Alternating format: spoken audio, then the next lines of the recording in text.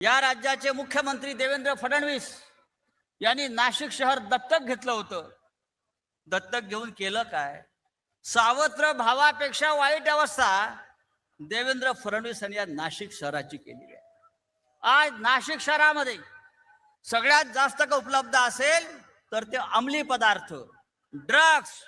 शाळा आणि कॉलेजच्या टपरी बाहेर जाल तिथे तुम्हाला मोठ्या प्रमाणामध्ये विद्यार्थ्यांपर्यंत ड्रग्स पोहोचवलं जात आहे, अंमली पदार्थ पोहोचवले जात आहेत. आणि याचा सामना करण्यासाठी शिवसेना आणि महाराष्ट्र नवनिर्माण सेनेनं या नाशिक शहरामध्ये सगळ्यात मोठं आंदोलन उभं केलं होतं. हे मी आपल्याला यासाठी सांगतो, ज्यांच्या हातामध्ये आपण नाशिकची सूत्र गेल्या 10 वर्षापासून दिलेली आहेत, त्यांनी नाशिक शहराची पूर्ण सत्यानाश केला, पूर्ण विल्हेवाट लावला.